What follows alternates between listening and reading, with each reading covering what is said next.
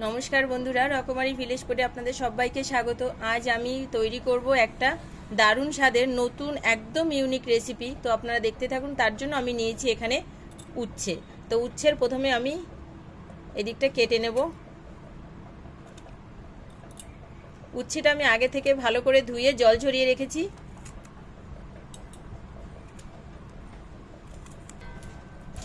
এখন আমি এরকম একটা কুড়ুনি নিয়েছি। এটার সাহায্যে যে দিকটা একদম সরু আমি সেদিকটা দিয়ে কুড়িয়ে নেব। তো এইটা আমার সরু আছে, এটা দিয়ে আমি কুড়িয়ে নিচ্ছি।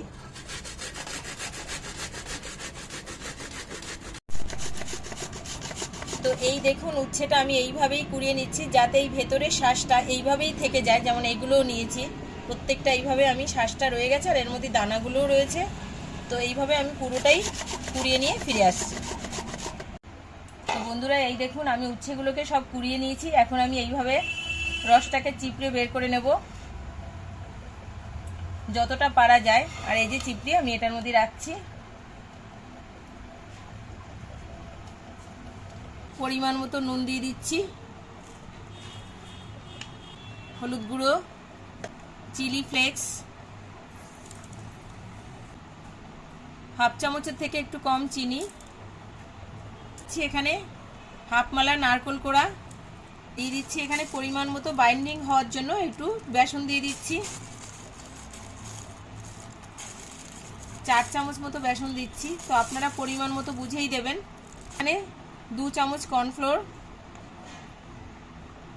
এবার ভালো করে মেখে নেব সব উপকরণগুলো দিয়ে। তো এটা একবার বাড়িতে তৈরি করে খেয়ে দেখবেন। উচ্ছে তো 12 মাসই পাওয়া যায় বাজারে বন্ধুরা, এটা ভীষণ ভালো হয় খেতে। এখানে আমি একটা ডিম দিয়ে দিচ্ছি, ডিমটা একটু ফাটিয়ে নেব। ভালো করে একসঙ্গে মেখে নিচ্ছি।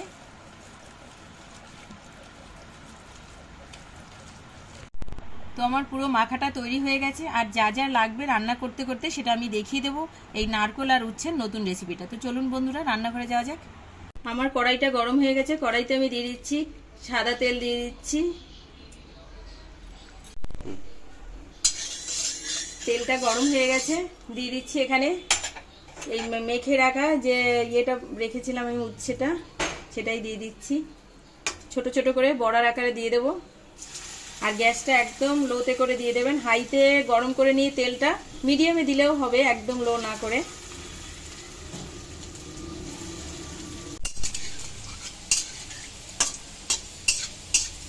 একটু লাল লাল করে ভেজে নেব। একটা পিঠ হয়ে গেছে, এখন আমি একটু উল্টিয়ে নেব।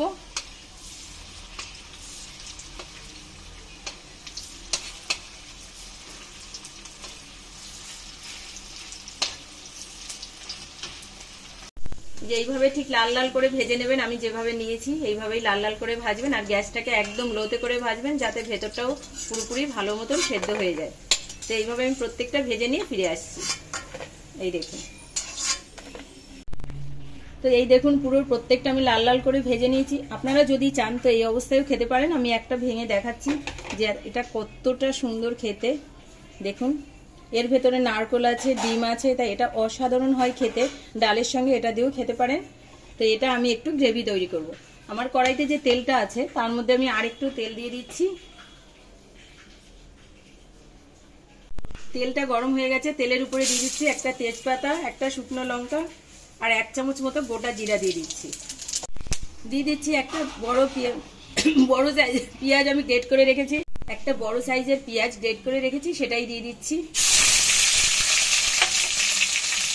তেলটা যাতে না ছিটকোয় তার জন্য প্রথমে আমি হলুদ দিয়ে দিচ্ছি। পরিমাণ মতো হলুদ দিয়েছি, পরিমাণ মতো নুন দিয়ে দিচ্ছি। পেঁয়াজের কাঁচা গন্ধটা চলে গেছে। এখন দিয়ে দিচ্ছি আমি এখানে 1 চামচ আদা রসুন বাটা, আর দিয়ে দিচ্ছি এখানে 1.5 চামচ মতো ধনে আর জিরে বেটে রেখেছি। সব আমি শিলেই পিষে রেখেছি।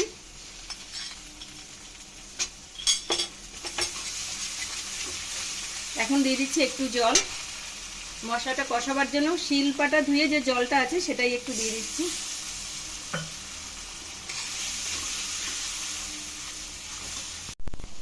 মশলাটা একটু হতে দেব। এখানে আমি হাফ চামচের থেকে একটু কম চিনি দিয়ে দিচ্ছি।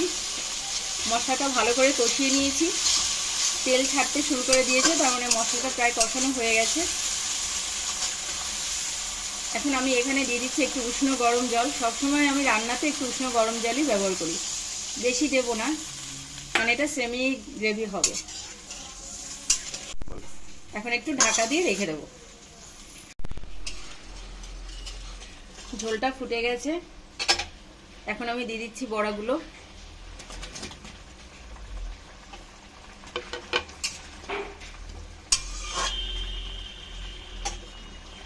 দিয়ে দিচ্ছি অল্প একটু গরম মশলা গুঁড়ো আর একটু ধনেপাতা কুচি, আর ওপর থেকে 2-3টে চেরা কাঁচা লঙ্কা। তো বন্ধুরা দেখলেন তো কত ঝটপট এই রান্নাটা হয়ে যায়, এবং তেতো একটু ভিন্ন স্বাদে খাওয়া হবে, এটাই যা।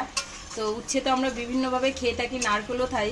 একবার অন্তত এইভাবে খেয়ে দেখুন, আশা করছি আপনাদের ভালো লাগবে। আর যদি রেসিপিটি ভালো লাগে, অনুরোধ রইল চ্যানেলটিকে একটা সাবস্ক্রাইব করে আমার পাশে থাকা, আর লাইক কমেন্ট শেয়ার অবশ্যই করবেন। কমেন্টে আমাকে জানাবেন যে এটা খেতে কেমন হয়েছে।